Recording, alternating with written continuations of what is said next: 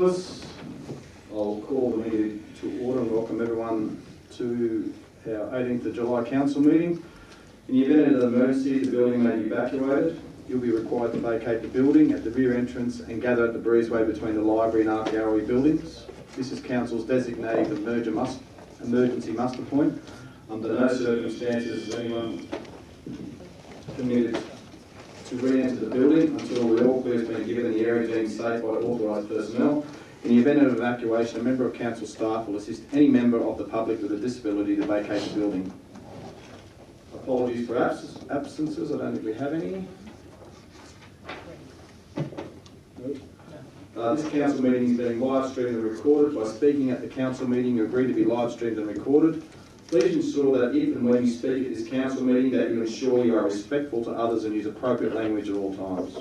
Orange City Council accepts no liability for any defamatory or offensive remarks or gestures made during the course of this council meeting. A recording of this council meeting will be made for administrative purposes. 1.3 Acknowledgement of Country. Council Evans will now conduct the acknowledgement of country. Thank you, Mr. Mayor. I would like to acknowledge the Wiradjuri people who are the traditional custodians of the land on which we meet today. I would like to acknowledge the cultural significance of the Orange region and the connections First Nations people maintain with the land. I pay my respects to elders past and present and extend my respect to other First Nations people here with us today. Thank you.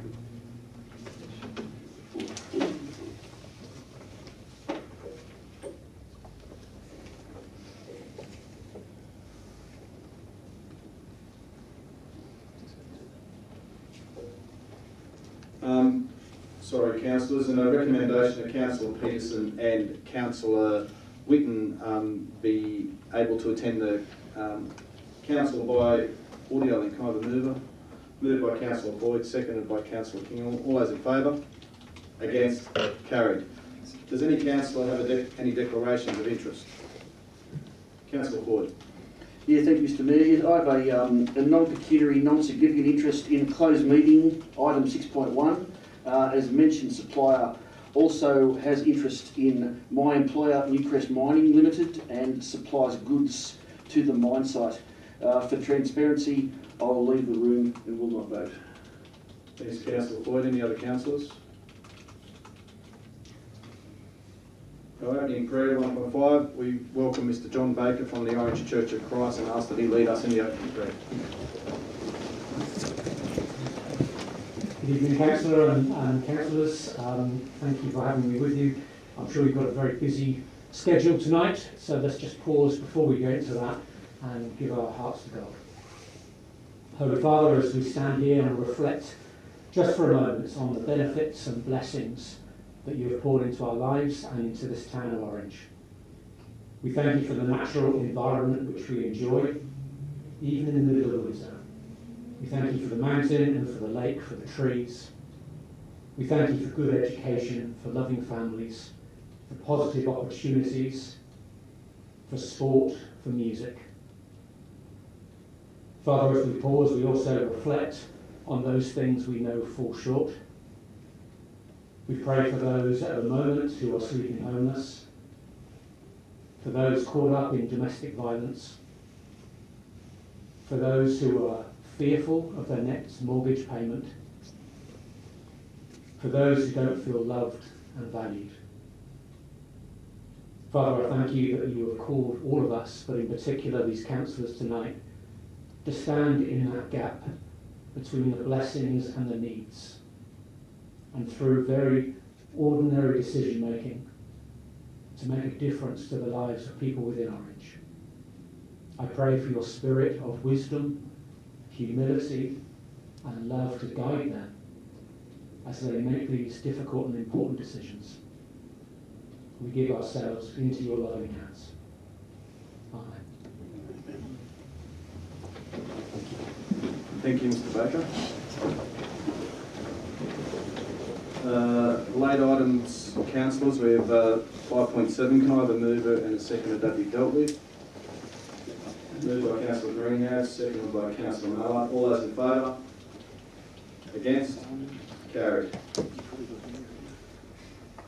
Now, just before we go into the open forum, I have a letter from the Mayor of Orange 50 years ago that was in the Lions Club capsule, which I received at the Orange Lions Club changeover dinner on Thursday night. Now, many people said I probably should have opened it and had a look what was going to be said, but I haven't. So I thought I'd have that surprise for tonight. So yeah, this was Mr. Fred Dobbin, who used to be the principal of Canobolas High School, was the mayor at the time, and it says to be handed to the Lord Mayor of Orange City Council in the year 2023. So. Apparently Lord Mayor, and I'm the lucky mayor. So I'm going to open it up, and let's see what it says. I'm very nervous. I hope I can read it.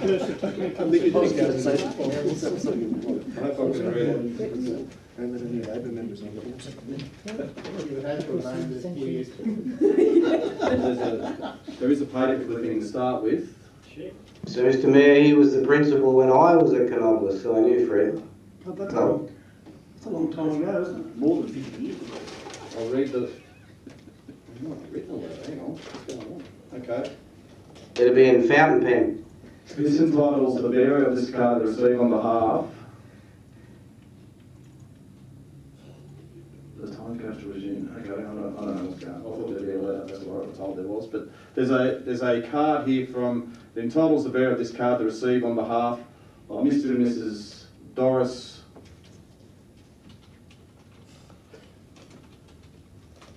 Poole from Crowson Street in Millthorpe, envelope number 1000. The time capsule is to be resumed and opened in June 2023 on a date to be advertised in the Orange local paper, Sydney Morning Herald. Return envelope to any of the following: Jack Evans Men's Store is written on there, Mr. K. Floyd Rural Bank Orange, Mr. D. Mearns CBA Bank Orange, and Mr. R. Russell Bank of New South Wales Orange. There is a paper clipping in this. I think it says Orange Needs Contest. Congratulations on the Orange branch of the Lions Club, one of their present projects, the time capsule, and their interest in the proposal for a women's restroom for Orange. I have bought a $1 envelope from an Orange bank and will be addressed to the Lord Mayor of the Orange City Council in the year 2023. Inside the envelope will be this cutting from the Central Western Daily, June 11, 1970. So there you go. That's what we got in the envelope from Mr. Dobbin. Get the dollar bill? I don't think I've got a dollar bill. Penny. No, that's it. Dollar bill, what do you think? The Beatles were still together. I think they bought the envelope Bought the envelope. for $1. Oh, So okay. anyway, it was a great initiative, 50 years ago, and it obviously drew a lot of attention when the capsule was exhumed in Robinson Park, and yeah, so that's what was in the envelope. So that's probably good news, because I was thinking there might be something else that we didn't want to know. But anyway, that's great. So that's what was in the time capsule from then, the Mayor, Mr. Fred Dobbin. So thank you, councillors.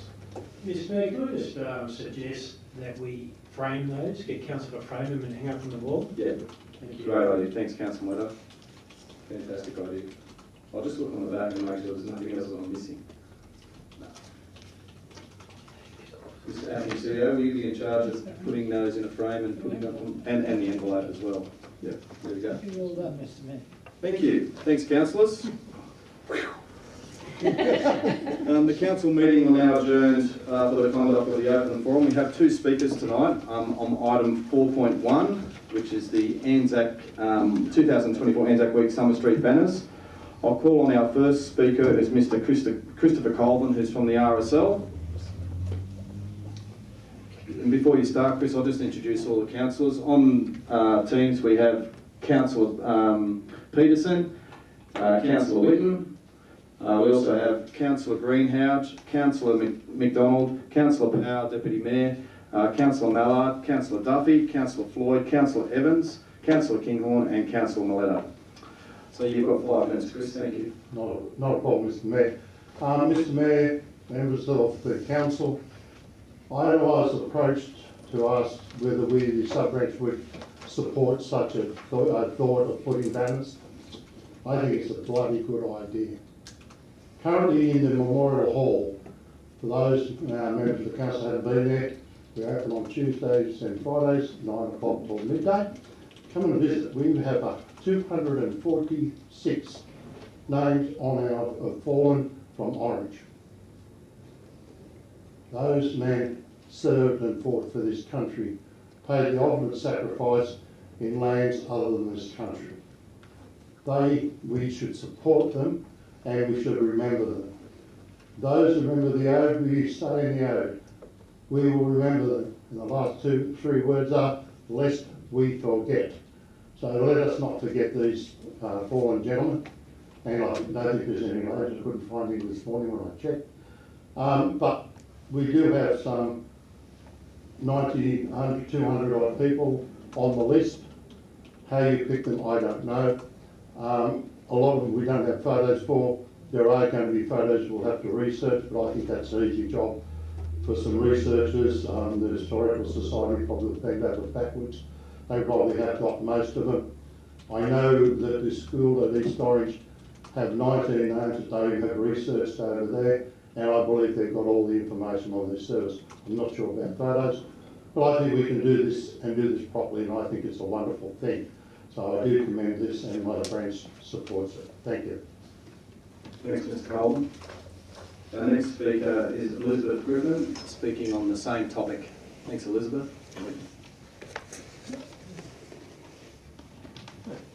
Thank you very much for the opportunity to speak about the proposed resolution. This is in recognition of all the men and women who served in all wars, especially those who gave their lives. On a quick count, I think there was something in the vicinity of, sorry Chris, 360 to 370 local people who lost their lives in these conflicts from the Boer War onwards. I do have a breakdown, but I won't bore you with the specifics. We have a responsibility to honour their memory. In comparison, I think that the expense of doing this project is minimal to the price paid by these military service people and the deaths of so many from this generation during the various conflicts. Not forgetting how their families, friends, employers and community felt their loss. We also must remain mindful of the returned men and women and the effects of battle on the quality of their lives when they return to civilian life. They will have to live out their lives with not only the memory of the horrors they experienced, but also the loss of their mates and the circumstances of their deaths. In the past, Orange Community built the Memorial Hall next to the Return Services Club, but many folks didn't feel it was personal enough. So they planted an avenue of trees along Bathurst Road from Lone Pine to Memory Park. Each tree had a serviceman's name attached to it on a small plaque, and families felt more closer to their loved ones.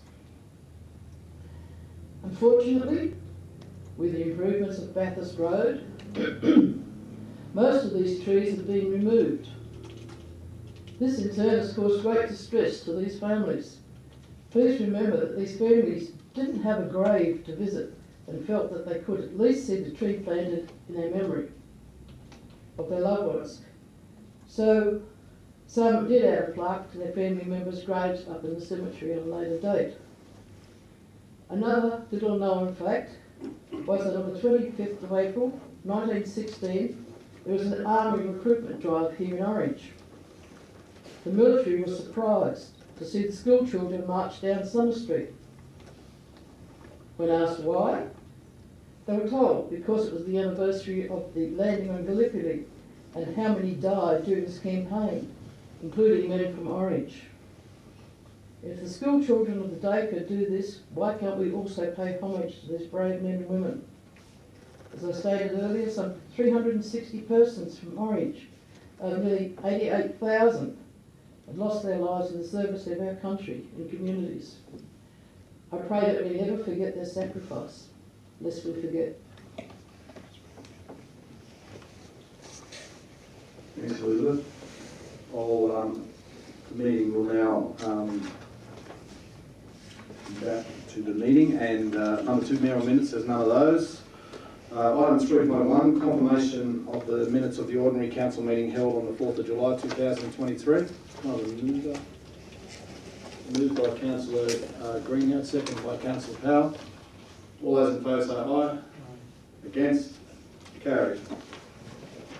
Notices of motion, Mr. 4.1. Mayor, can I just, Oh, sorry. I missed. as a matter of writing? Oh, sorry, yeah, matter of, I sorry. have a question. It relates to the closed session, so I'll ask it in closed. I've just registered now. We're not going to do that. Okay. Okay, thank Can you you. draw that down, please? Councillor Powell? Sorry, just analysing the previous minutes too. The question came up in relation to when I mentioned the good news stories in relation to Gunnerborough, and Councillor Miletto asked the question in relation to the dual naming. I just want to put a correction onto that after being contacted by Cavan Council in relation to their conversation to the board in relation to the dual naming. I did mention on that meeting, Mr. Miletto and councillors, that it would be Mount Canopolis Gunnerborough. Cavan Shire councillors have actually contacted me and said they'd just like to just ask me in relation to that, that they have asked the board in relation to the naming, which would come first. And they said that they would leave that up to the decision of the Cavan Council. Cavan Council then said that they would probably go with Gunnerborough as the first name, and then Canopolis. That it would be up to Cavan? Yeah, yeah. But that motion will still go to the chamber.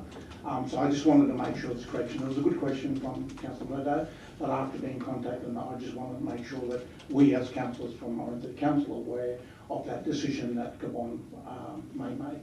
Thank you, Mr. Mayor. Thanks, councillors. I'll move on to notices of motion. 4.1, Councillor Duffy. Mr. Mayor, Do I have a seconder? I'll second it, Mr. Mayor. We've got a few all in a row. Councillor Evans can go. yeah, thank you, Mr. Mayor. First of all, I want to thank Chairman of the RSL, Mr. Colvin, for coming here and addressing council, and our heritage, one of our heritage members in Elizabeth Griffin for addressing council and giving some vital information that we had there. I know there's a bit of a conjecture about the names, but I mean that's no great understanding, because the hall up there's a lot of names out around, not Norfolk, but Nasdale, Boranall, Main Creek, and all those names. You've got to add to that list which we're going to change, because they use Orange as their Anzac Day thing there. But councillors, I also want to thank the staff, and especially Tony Boland, for his effort that he put into coming up with all the information with regards to the cost of the project. But again, in the process, what I'm going is it's a thing that we could have a look at the process of what we're going to make Anzac Day more and more local orientated. So when the students or anyone is coming to Orange, they can see the faces on those people who gave the ultimate sacrifice. And you can't do any better than that. I mean, the one that I knew, which is probably most of us in this room that have a little bit of age on it, was Timmy Cutcliffe. His father was a former councillor on this council, he's up there. I remember lining the streets for his funeral. But we've also seen photos of other funerals going down Summer Street, going back to the First World War and the Second World War as well. But I think it would be an absolute honour to have these here, for these photos and these banners up for that period of time that we mentioned there, and on an ongoing basis. I think we'll get probably more names and photos than what we actually need, but we'll have to have a rotational system in place if we do have to get that. And I'm happy to invite Chris and Elizabeth to a small committee to choose the names and the photos because I know over at East Orange there's already research done over there, 5 or 6 photos there of people who paid the ultimate sacrifice there.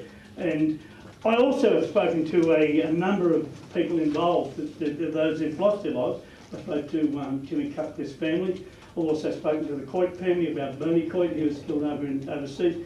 And they're 100% behind it. And I think it's a great thing. But to me personally, it would give that local touch, and especially for those students that are going to travel down Summer Street when they're marching. Because I can tell you, to me, it was a big thing when we used to march, because we'd be pounding those streets in Hill Street and all those there and marching in file, things like that. And I'll put a I'll put a video up of De La Salle marching in the 1970s, and you'll see a huge difference in the way they march today to what they did then. But I'm asking councillors to support this 100%, and I think that it's something that it can only enhance Orange. Councillor Maletta.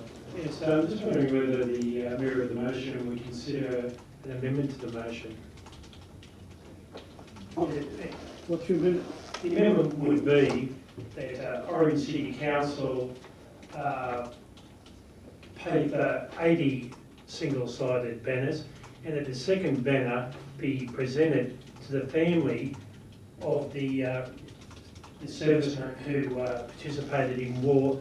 And the first one will be kept for years going, years preceding next year. So what I'd be suggesting is that, yes, we maintain one, but the second one, as a matter of appreciation, be presented to a member of the family of the fallen. Yeah, I don't have any problem with that at all, as long as the funds are there to pay for that. I also would like to make a small adjustment, if I can, if the council is happy, to make Summer Street Anson Street. We have four or five banners up there, and I think there were some on the southern side of Anson Street as well. Just before, so can you just read out, so can we just have the and this second, are you happy with that, Councillor Evans? Yeah. Councillor Moyles? Yep. Could we just read out? Just so we know what we're talking about, councillors. So the amendment to the motion, to add to the motion, is that Orange City Council pay for 80 single-sided banners, with the second banner to be presented to the family of the servicemen as a matter of appreciation. And then the other amendment was to add Anson Street to Summer Street for the display of the banners. Councillors clear on that? Yeah, just as a comment on that, just since we're making a bit of an adjustment there.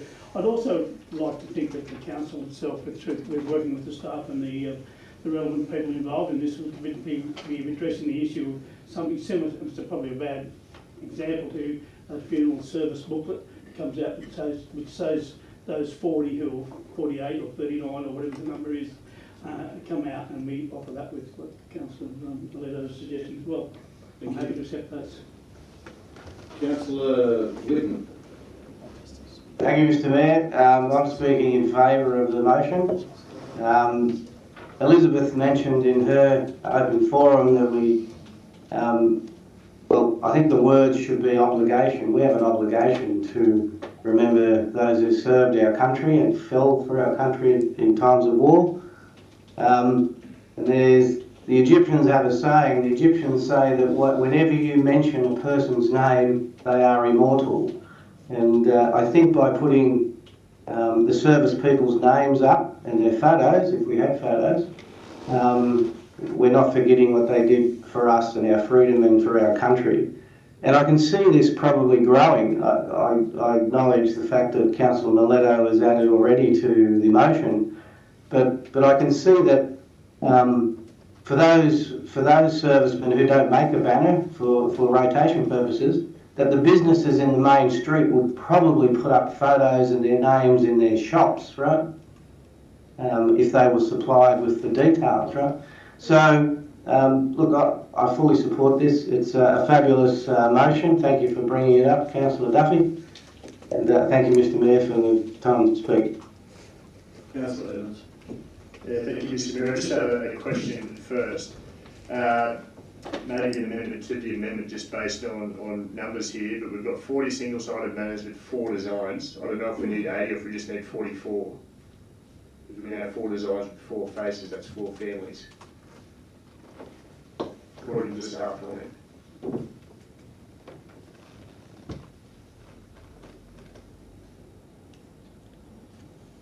We can have the irrelevant number.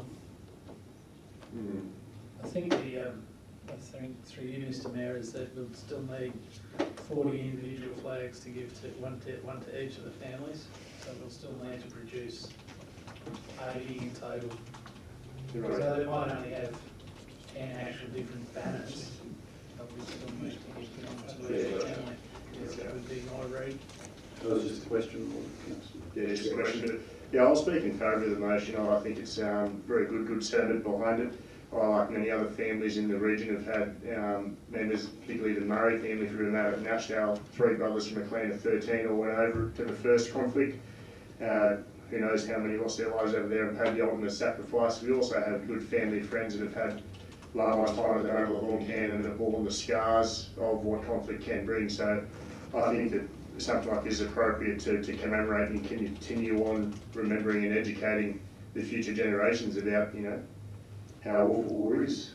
Thank you. Councillor McDonald.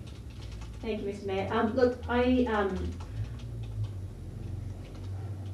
I've possibly got a bit of a question and then I'll speak to the motion, or more of a comment. Those banners are actually quite large. As someone who actually has a banner from a previous theatre company production, they are quite sizable. I suppose in terms of like I'm not saying it's a bad idea, I'm just wondering in terms of token we give to the families, could it be a more usable size? Because that's a question. That's probably a question first. I'm sure we could amend that, have the 2 different sizes. Yeah, because they're quite long. They are really quite long. Okay, so the other thing I'd like to say is that I absolutely support the sentiment of the motion. As a 6th generation Orange person with family going back, like Jack's, to the First World War, Second World War, Vietnam, etc. I remember having conversations, or sort of muted conversations with one of my grandfathers, and the trauma that he still experienced on a daily basis, he could still smell the smells, he could still hear the sounds. It's definitely something we need to remember. As was mentioned, lest we forget, we absolutely need to be commemorating people who have given up their freedom, their lives, their health for our freedom. My concern with this is purely from in terms of funding it. I'm just wondering, would the RSL, because we've now doubled it now to almost $10,000, would the RSL contribute to, or Service Club contribute to the project? Because this is certainly right up their alley. It's chunk change to service clubs, given the income they derive from poker machines. So I'm just sort of curious. I think there's an opportunity for it to be in conjunction with the RSL and the ex-service club, rather than just a council paying for it, just given that we've got such tight budget constraints. But I 100% support the sentiment. It's just purely on costings, so I'll vote against it based on that. Councillor Greenhouse. Yeah, I'm very happy to support this motion, and I'd like to thank Councillor Duffy for putting this motion forward. I think it's so critical that the next generation are aware of the sacrifices that these people have made for our community and for our freedom. As a parent, my eldest boy was marching in the Anzac March before he started school, with my dad's and my grandfather's medals. So I think it is definitely something, and look, with some of the things as a council we spend money on, I think this one is a no-brainer. And I think even if it is $10,000, I don't think there'd be many in our community that wouldn't be happy for us to spend this money wisely and remember those that paid the ultimate sacrifice for us. Councillor Dow. Yes, thank you, Mr. Mayor. I'd also like to thank Councillor Duffy for bringing this forward. The only question that I want to just sort of portray is that in the second paragraph it says this council staff can promote and encourage. But hearing from the speakers tonight, the Orange RSL, it's just, instead of inventing the wheel and council staff going out and then trying finding it, I'm sure that the Orange RSL and the Orange Historical Society, and we'll say, well, even the legacies, would have all this information. Yeah. So, I think Councillor Duffy said there'd be a committee formed of some sort to sort. As a matter of rising, I'm going to ask, after this motion goes through, if it's successful, I'll be asking Mr. Colin and Elizabeth to form part of a committee that we address the issues, fringe issues that this will come about. Yeah, thank you. yeah. Yes, I'd be happy with that there. It's just that save our staff going out there and trying to find stuff when it's already there and utilising that to reduce we know our staff are pretty good pressure on. So thank you, Mr. Mayor. Councillor King. Thank you, Mr. Mayor. I have a question. The little bit just above that table says extra cost of $2,250 would be incurred for double-sided and stitched banners. Does that make them more robust? And if they were double-sided, does that mean you could put 80 names on instead of 40? The answer to the first question, Councillor, is yes, it does make them more robust. I suppose there's a whole lot of options around design and layout that we could explore around that. I think there's 40, and I might ask Director Rob to talk to it, I think there's 40 banner poles available down the main street, which is where the 40 came from, plus Anson Street. But you could, sorry, if they were double-sided, you could see them from each side. That's right. So that's Yeah. probably You can do that. better idea. Thank you. Through you, Mr. Mayor, that's correct. The way that we looked at the quote to come back to council was exactly through that recommendation. So 40 banners, double-sided and stitched. You could have, design on both sides. It does make the banner a bit more robust, and you can see it both ways depending on how you're travelling. In regards to the 4 designs, so just to be clear that the recommendation from staff was only 4 designs, so we would have to go back if we wanted 80, say, photographs. That would probably increase the cost a little bit. So I just need to be very clear about that. We only quoted on 4 designs, so there would probably be some additional design costs and production costs if we had 80 images. So sorry, when you said 4 designs, that just meant 4 people? 4 designs, correct, 4 people, and 10 banners of each of those 4 people that we selected. If it was more expensive and we had the double-sided ones, though, they would get reused every year, so the expense has been divided by the number of years. Correct. So if you go double-sided, they're stronger, they have more of a lifespan, so that's correct, and that's why they're more It's expensive. worth it. Okay. Thank you. Councillor, Acting CEO. Sorry, thank you, Mr. Mayor. So part of the challenge will be the quantum. So we've heard tonight approximately 240, I think, servicemen have lost their lives. How we recognise the 240, we envisage that there'd be multiple flags. Whether we do it in date order, I don't know. It would be something for a committee to work through. But I don't know, Councillor Duffy, whether you had any thoughts on recognising the entire 240 over a number of years, or what the intent was. But that was my understanding, was that so we would have this multiple years until we worked our way through the 240 fallen, and then we would recycle those banners over time. So it would take us 6 years to get through the 240, and then, on a rotational basis, we'd start again. Would be, I suppose, a way that we could approach it. Question, Councillor Miller. So thank you, Mr. Mayor. Just to the acting CEO's comment then. So then, if we were to do that, then that would be 10,000 or so every year for 6 years. So that would be the maths, yes. yes, but then they would be reused later on. Correct. We're still looking at essentially 60,000 over 6 years, Councillor, yes, yeah, and so then we've gone from reusing them. 4.5 to right. Okay. Any other speakers? We'll close the vote, Councillor. Thank you, Mr. Mayor. I take on board the comments that have been made here, and I'm just sort of going to matter arise as soon as this motion goes through, and if it's successful.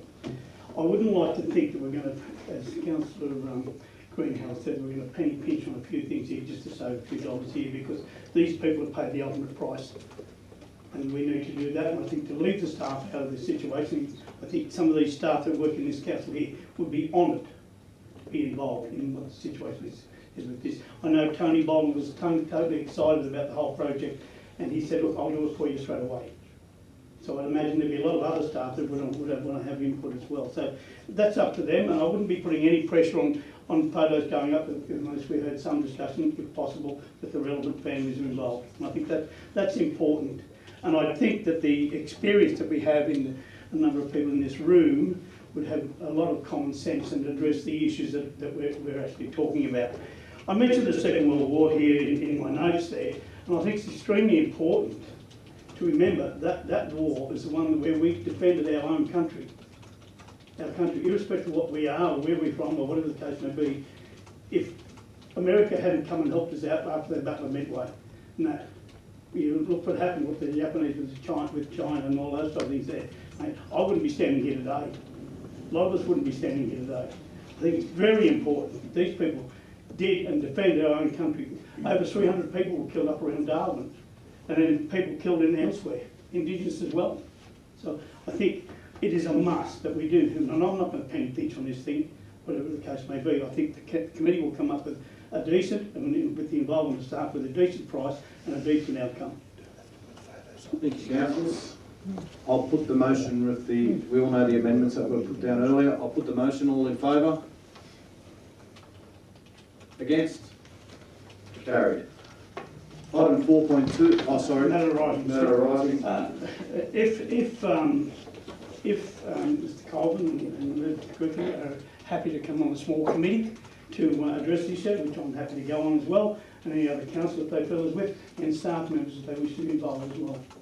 I think, Mr. Mayor, you should put your hand up to be there. I'm not saying to be on the committee, but I think you need to be over there with your intelligence. Thank you. 4.2, notice of motion, report on the Australian Local Government Women's Association Conference, 17th of May, moved by Councillor Greenhouse, seconded by Councillor McDonald. Any comments? Oh, I'd just like to thank Tammy for outshining me in the detail. No, look, this conference was incredible. It was such a valuable. Yes, it's a long way to go, but it was such a valuable experience. As I've said previously, I cannot understate how valuable it is to have women supporting women, especially in local government, when we're trying to get even close to parity in representation. So events like this, the connections we made, yeah, I mean, I'm already acting on things that I've done. I know Tammy is too, so sorry, Councillor Greenhouse is too. So I thank Council for sending us. It was definitely a worthwhile experience, and I commend our report. Yeah. Any other speakers?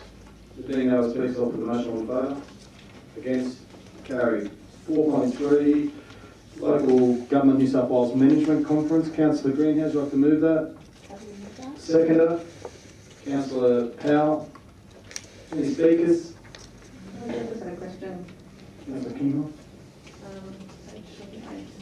I was just reading through the program and on page 28, we're talking about how we're actually responsible for the safety of our dams, and I'm just wondering that we have a responsibility to ensure our dams are safe according to the Dam Safety Act 2015 and the Regulation 2019. They're relatively recent acts and regulations, so what do we do? What did we have to change? What have we done to make sure, in light of what's happened in Queensland with the floods there quite some time ago when their dam was possibly inappropriately? What have we changed, or have we done everything we have to do? I think they found that there was I won't comment on Queensland one. Choose not to, but certainly in our West, we've always had legislation in place. We've got some new legislation which has added some more reporting requirements and daily inspection requirements. So as part of that, we've put an additional member of staff on and trained them into those inspection roles. We've also trained a number of our other staff in inspection roles of our existing staff so that we have some redundancy within the team. And we, on a regular basis, we get external providers, generally on the GHG or Public Works, to do a dam safety inspection on an annual basis. which is part of the old legislation, but it's continued in the new legislation as well. And I think there's probably a bit more detail that can be provided to councillors through a briefing on those responsibilities, and certainly if that was the case, I'd bring Marnie, our strategic water manager, to assist with that briefing as well. Thank you. Councillor Greenhouse. Yeah, 100%, Francis. And you saw in my notes there, I actually suggested that Wayne or one of the staff members come in and talk to us about it. I learned so much at this conference about the governance and how important it is to manage our dams and the different types of dams and stuff like that. And with water being so important, I think it's crucial that all of us are across that. So I would strongly encourage, and that would be a briefing that I would like further detail on too, because it was, it was a quick conference, but there's so much more we could learn about our own around here. So yeah, 100%. But thoroughly enjoyed, and thanks for the opportunity to attend. Thanks, councillors. Councillor Whitten. Yeah, thank you, Mr. Mayor. Just carrying on from Councillor Kinghorn.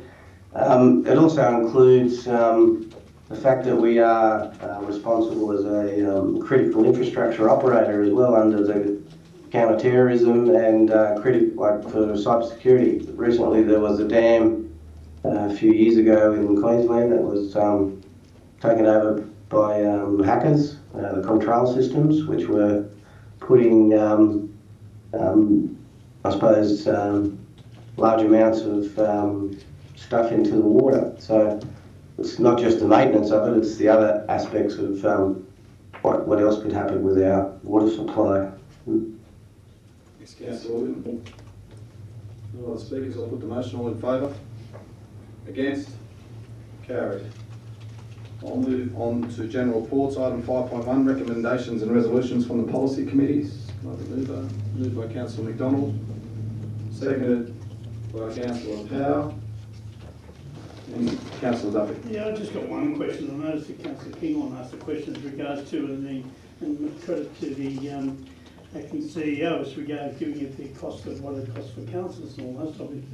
We did notice there was $29,000 there for conduct. Is that code of conduct we're talking about? Through this, yes, it is, Councillor. It's a provision for fees in case they're required. That is there as a provision.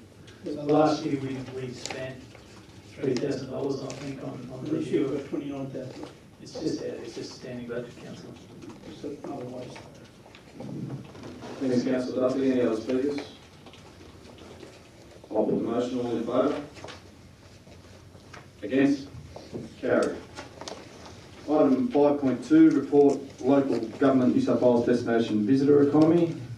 Mover, Councillor Mileto, seconded by Councillor Floyd. Any speakers? I'll put the motion. All in favour? Against? Carried. Item 5.3, National Local Roads Transport Congress. Call for councillors' attendance. I'll nominate Councillor Evans, Councillor Duffy. Any other ones? I've heard mover. Moved, seconded by Councillor Power. Being no other, Councillor Kinghorn. Just a comment, if I may. What is automated heavy vehicle access? Is it talking about the heavy vehicles being automated, or is it the access that's automated? Didn't know what that meant. For the chair, it's the latter of the two.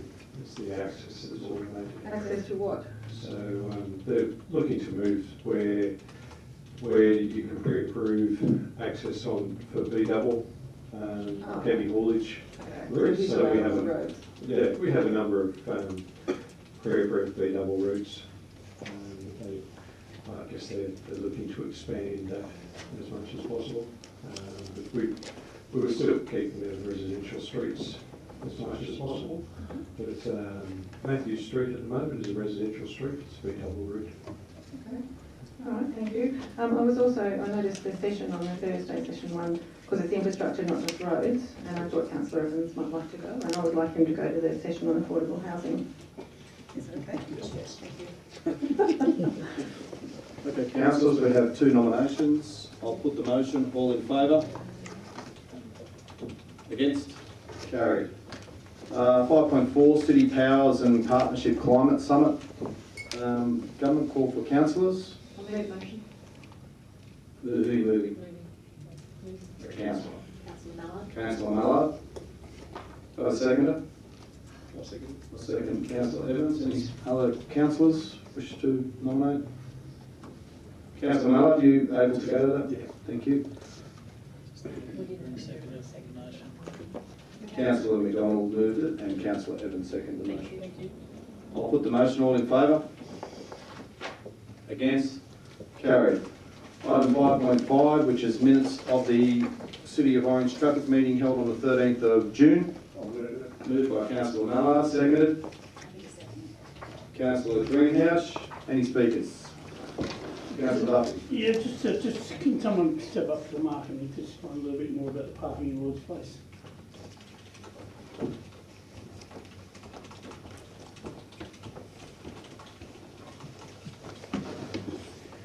Happy to step up, but I don't think I've got a question yet. What was the question, Councillor Duffy? No. I'll ask a question, Mr. Mayor. Overall, I think this is good. It's showing we're responding to community feedback, and we'd like to know with the painting lines on top of the curbs. I think it's going to be well received. My only question was, how many of each type of parking are we going to end up with in the end? How many half hour and how many hour? Apologies, I'm not across that detail, but I do know that it won't, like all the parallel ones will go to half hour, all the angle ones will go to the hour parking, which was what it was previously. Yep, thank you. Can we have more detail on those, if you could, please? Absolutely. Thank you. Thank you. Any other speakers? Councillor Kinghorn. Thank you, Mr. Mayor. I would just like to hope that we would learn something from this. The information that's come through about the high parking vacancy rates, which is sort of framed as being a positive, is based on the survey from businesses where people said they wanted it to be increased. They're the same people who didn't want it to be reduced in the first place. So I'm just wondering how this works, and if essentially we didn't get it right, which is fine, people get things wrong. We just need to own that and learn from it. And I don't think there's any need for any sanctimonious smugness, but I do think that we should take on board what's actually happened here and then try and fix it. I'm also interested in, when there are high parking vacancy rates, it is sort of spun as being a positive because it's done what we wanted it to do. But I feel like Blind Freddie could see that half an hour or 15 minutes was not going to be long enough for a physiotherapist appointment or a haircut or a lot of things. And there might be high parking vacancy rates because people aren't going there. They're going to get their coffee somewhere else, or they're getting their haircut somewhere else. And I don't necessarily think that it's a positive. I think it is not very good for the businesses, and I'm glad we're hopefully going to change this back. Thanks, Councillor. Is there a quote? No. I'm Speaking for it. Well, again, it comes back to how well we communicate things. Like, there's only two parties attended the meeting, which means that we're not really communicating as well as we should be. I mean, ideally, a lot of people would have been there, whether they were cranky with us or not. At least if they turn up, then we can talk to them. Yes, certainly. Everyone's invited to those community meetings, the business meetings, and some choose to come, some choose not to come. But certainly on the issue of changing the times, that was one of the feedbacks we got from the very early conceptual meetings from businesses themselves. There was a perception out there that there was a number of business owners and operators and their staff that would park in the main street or park in Lord's Place, rather than have those spaces free for customers as such. And it was one of the suggestions from that group. Now, given that there's, I'm not saying that the vacancy rates are a positive thing, but because of the vacancy rates, I'm quite happy to fall on my sword, so to speak, and learn from this experience and change it back to what it was previously. Thank you. Councillor Love. Yeah, I've just got a question. During the whole discussion on Lord's Place, the Ophir car park was spoken about, anyone and everyone, and how it's going to go up and these magical things going to occur over there, and there's be more parking, that people have to walk in there. What's the outcome of the Ophir car park? What's the expressions of interest we got there? I know there's more golden balls going to go over there. Are they going to take up car parks or what? We did run an EOI, councillor. I think that was run by Director Rob, so if I might ask Rachel to respond to that. Thank you, through you, Mr. Chair. So we did table a paper and close. In summary, without releasing any commercial and confidence information, we did not receive any complying expression of interest for that site to use that site for development because of a number of restrictions and the cost and some of the barriers to for commercials to do that. So that was the result of that expression of interest program that we ran. Thank you. Mr. Mayor, I'm going to speak against the motion. I'm just going to speak the motion. Lord's Place is an absolute disaster. It's the wrong spot. It's as simple as that. I like the idea of tenting the car park, but it's only hindering and making it a bit of a disaster, is what it is. So I'll be voting against it. Any other speakers? There being no other speakers? Sorry, can I just clarify, the motion has like three parts So, of the recommendation, we'd have isn't it? It's not just about Lord's Place. What is that? Can we have a vote? We do it in single file, in whatever it is, as a mover. Second by councillor Power. Okay. 2 seconds. Thank you. We'll go number 1. The council acknowledge the reports presented to the City of Orange Traffic Committee. Mover? Yep. Seconder? All those in favour? Against? Carried. Number 2, so we're going to do 3.1. 3.1, no stopping on the approach of pedestrian refugees on Anson Street near Brendan Sturgeon Oval. Moved, seconded by councillor Maddow. All those in favour? Against? Carried. 3.2, event Cancer for Cancer 5th to 7th 2023 to approve the road event. Happy to move. Moved by councillor McDonald, seconded by councillor Duffy. All those in favour? Against? Carried. Item 3.3, the Conservatorium and Planetarium, parking on Marsh Street. I have a mover. Happy to move. Moved by councillor McDonald, seconded by councillor Floyd. All those in favour? Against? Carried. And item 3.4, changes to time parking in Lord's Place. Happy to move it. Moved by councillor Mallard, seconded by councillor McDonald. All those in favour? Against? Carried. And number 3, the remainder of the minutes of the City Orange Traffic Committee be adopted. Happy to move. Moved by councillor McDonald, seconded by councillor Powell. All those in favour? Against? Carried. Just a matter arising, Mr. Mayor. Yes. Relating onto Lord's Place. Just wondering what the hold-up is with the furniture under some of the decks. Like we installed the decks back in March and it's only, July now, we've only got 2 bits of furniture on it. Just wondering what the hold-up is. Up until 2 weeks ago, we were having 15-degree days. I think we've missed an opportunity leading into winter. Noted. Essentially, some of the shops were going to be installing their own furniture, so activating their own space. As part of that, though, there's a number that are immediately adjacent parallel parking, where the shops that expressed a concern that they didn't want to activate that space until it was closed. The end of the decked area was closed off, similar to the one outside of Nimrod's coffee shop. So we're in the process of getting those installed. They should be all installed by the end of the month. Thank you. Thank you. Thanks, councillors. I'll move on to 5.6, which is statement of investments. Can I have a moved by councillor Duffy, seconded by councillor Floyd. Any speakers? There being no speakers, I'll put the motion. All in favour? Against? Carried. 5.7, which is the late item. We all got the late item in front of us. I have a mover. Moved by Councillor Floyd, second by Councillor Miletto. Any speakers? There being no speakers, I'll put the motion. All those in favour? Against? Carried. Could I have a motion that we go into closed council? Moved by Councillor McDonald, second by Councillor Evans.